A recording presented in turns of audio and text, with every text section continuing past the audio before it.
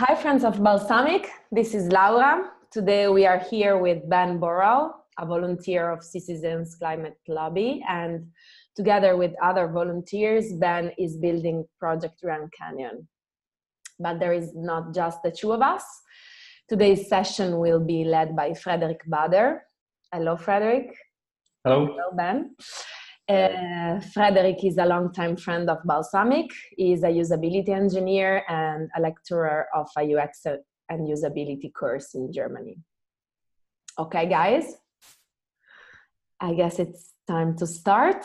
So we will start with asking Ben to introduce himself briefly and telling us a bit about his project. And I will leave you and I will join you back later. So have a nice wireframing session. Okay. Thanks. See you.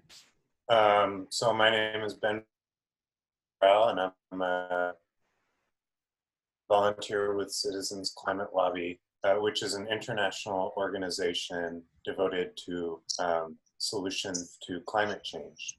And specifically what we do in the US is we lobby our members of Congress. And so we have chapters all over the country in just about every single congressional district. And we try and convince them to pass laws that will address climate change. And so we have a new project, which is located at projectgrandcanyon.com. And what we're trying to do is get people who are not currently volunteers with Citizens Climate Lobby to do a little something. It can be a big commitment to be a volunteer. And so some people aren't up for that, but they still want to do something. And so Project Grand Canyon is something where they can sign up to make one phone call every month to their member of Congress. And the idea is that if we can get people calling every single day, or multiple people calling every single day, then members of Congress will understand that this is an issue which matters to their constituents, and they will be convinced to pass laws that address climate change. So that's the project, and I'm excited to work with Frederik on how we can make it better. Great, thanks. Maybe you can just add a bit more details about what your role is at the organization, how you think I can help. Sure. I've been a volunteer with CCL for 2 years.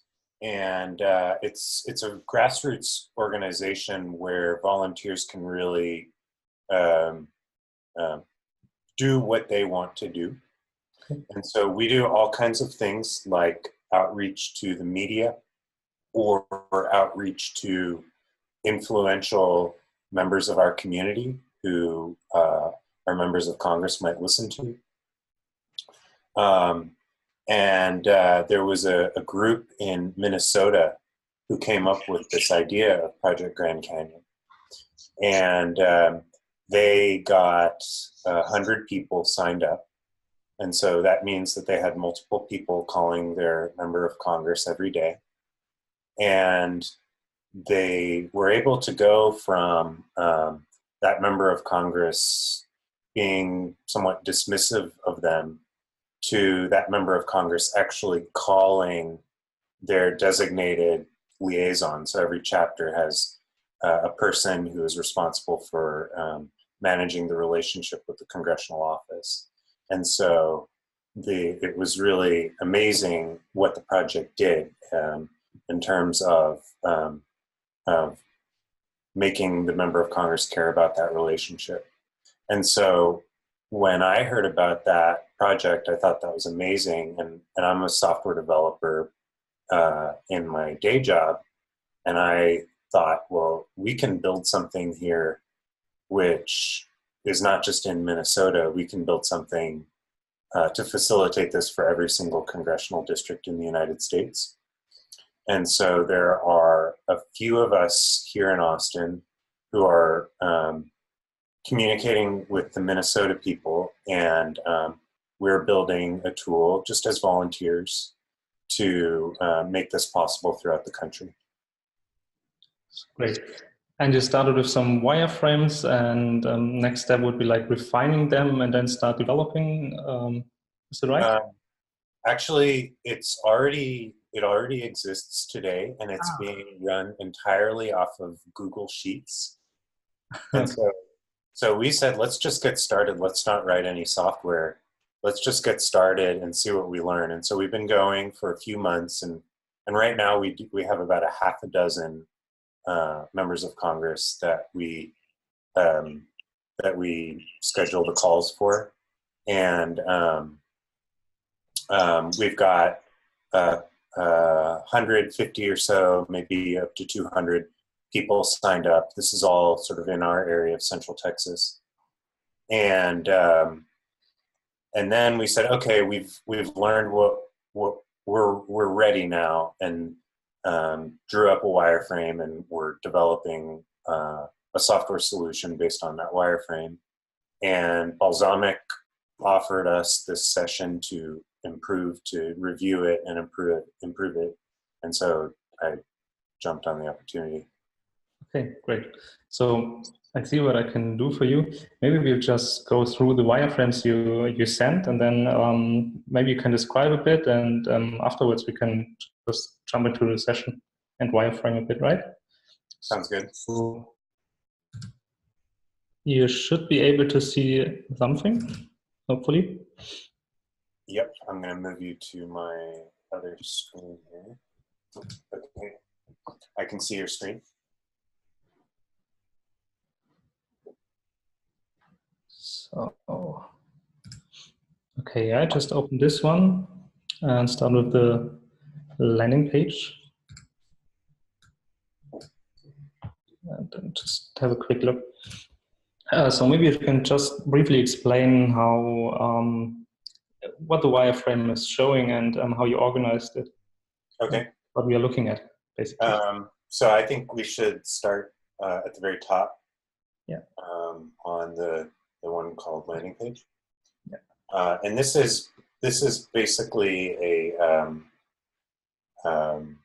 just a clone of what we already have today at projectgrandcanyon.com.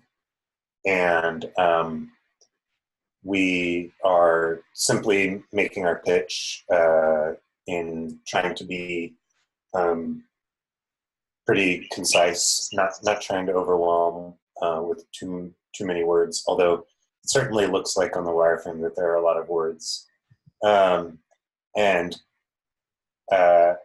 basically following a general, off-the-shelf template that I found for a landing page that makes sure to emphasize that call to action button, and then has a few sections with different pieces of information that a potential caller might be interested in reading.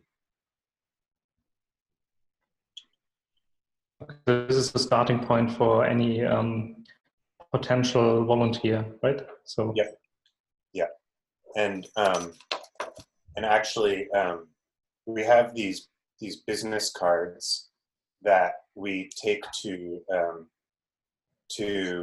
events where we set up tables, and they have a QR code on them.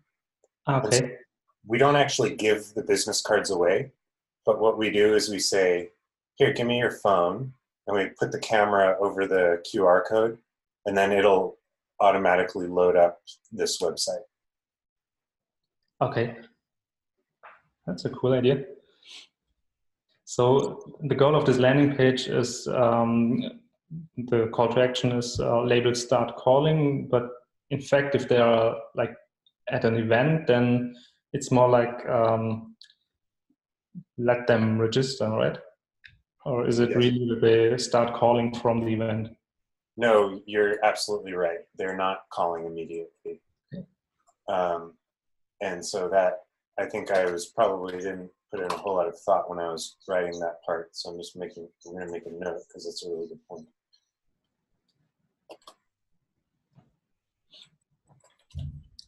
Okay, but I think I get it. And call to action will lead to the sign up. Or Yep. So the next, click start calling, and then that'll take you to sign up. yeah, okay, I see that.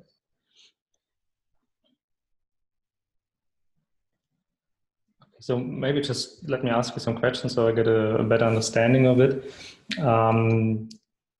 The participant or the volunteer will be able to join the Project Grand Canyon.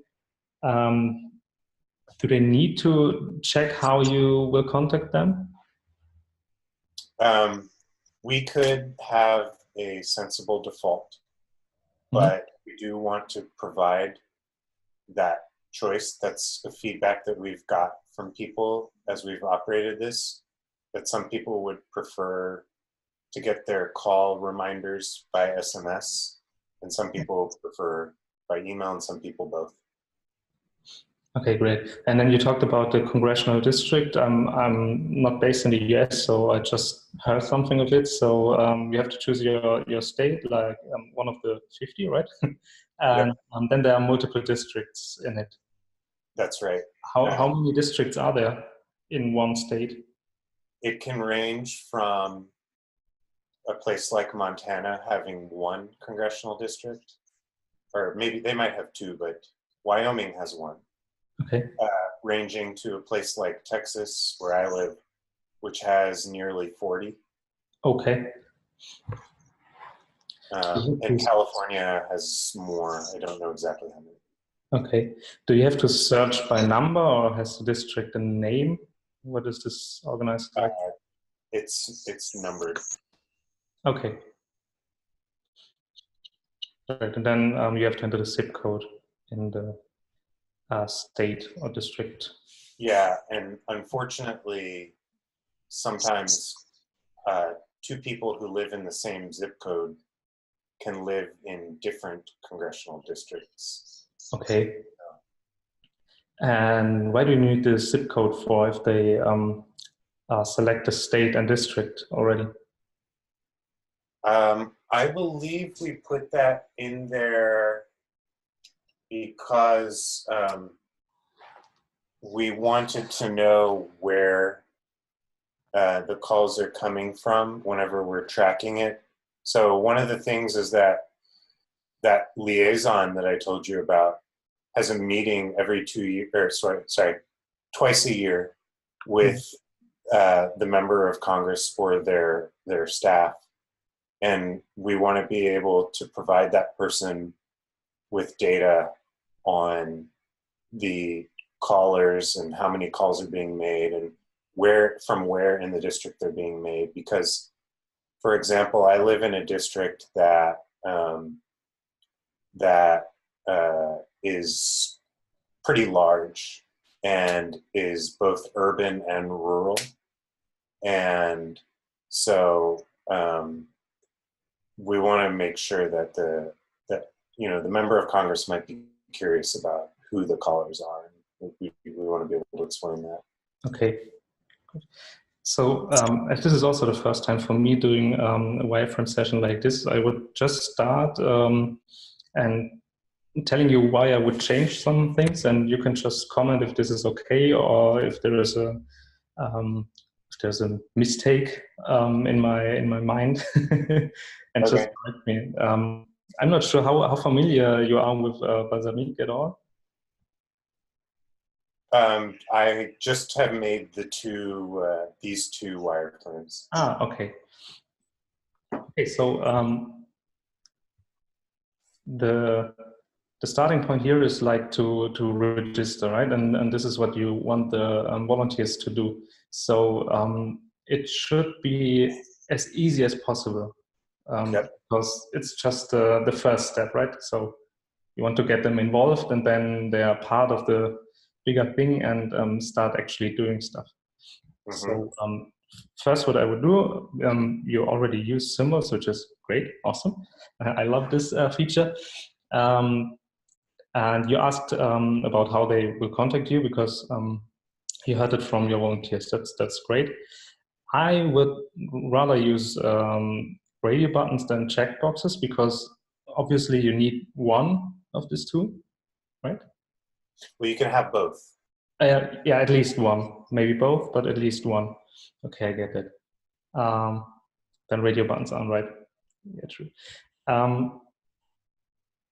I just had the impression it's easier to like, or maybe you can try not use these small checkboxes, but rather go bigger. This is kind of not really a design decision, but in my experience, it works better if you have like bigger tiles. Also, if you think on mobile, then it would be easier. So maybe we can just show you what I mean, and then you can have a look if this is okay for you too. So I will just add a rectangle and group them, and then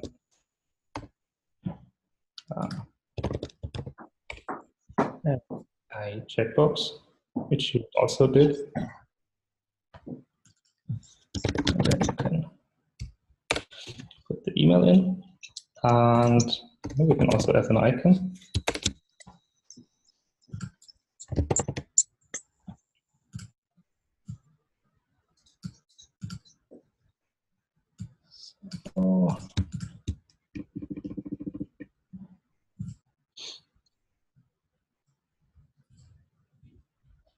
So in this case, it's a bigger call to action. Let's say it's a bigger call to action, but more surface area.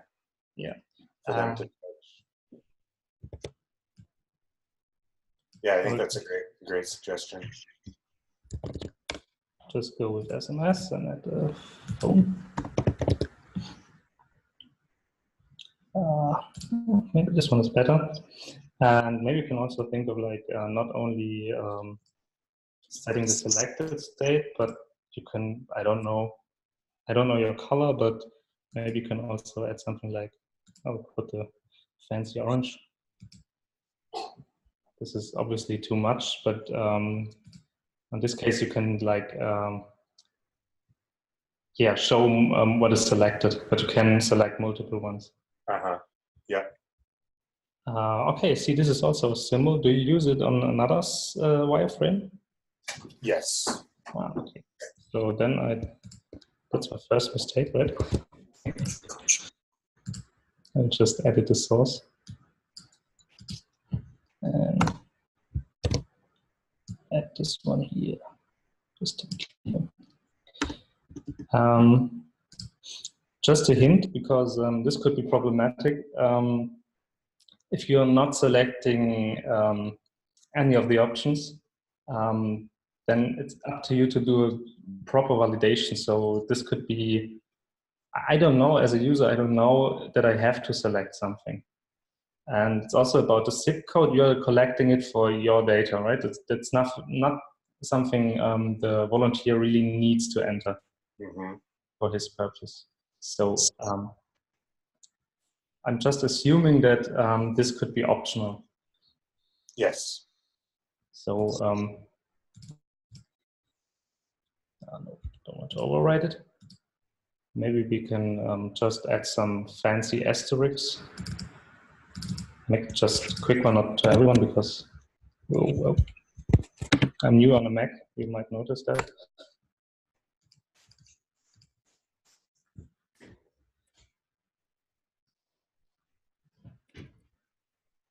It's more obvious that you need to fill it out, like the mandatory field.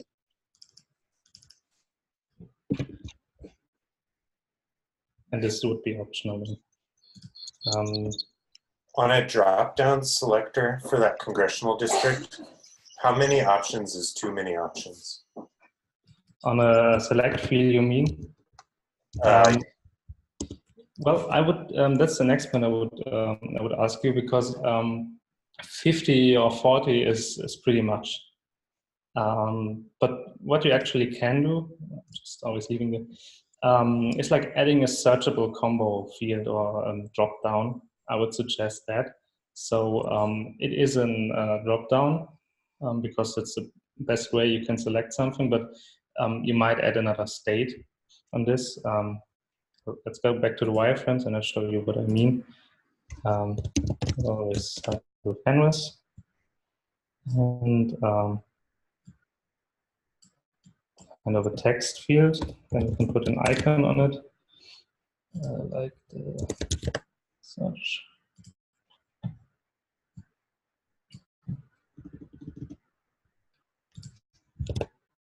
And then I would go with, like, this is the usual select box. So maybe add a list, be better. And then there's, so now it's going to be embarrassing because I don't know the states of the United States. I know New York, you mentioned Minnesota, right? Texas, I don't know. Yeah, okay. And initially you would just like open it and then it might get to this kind of field and then you can just search for it. You can even like, if you put in, let's see, I'll go with this one. I don't know, this is the right approach. Oh no, can't do that. Well, I would like to highlight the search phrase, you know what I mean? Yeah, I know what you mean. Seems that it doesn't work in a list, but that's okay. So you can highlight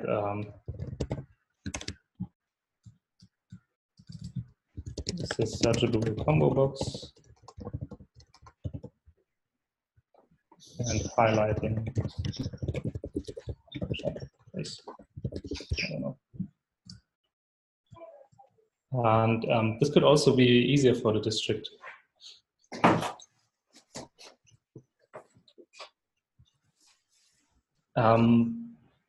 The district, you said it's a number, right? Yeah.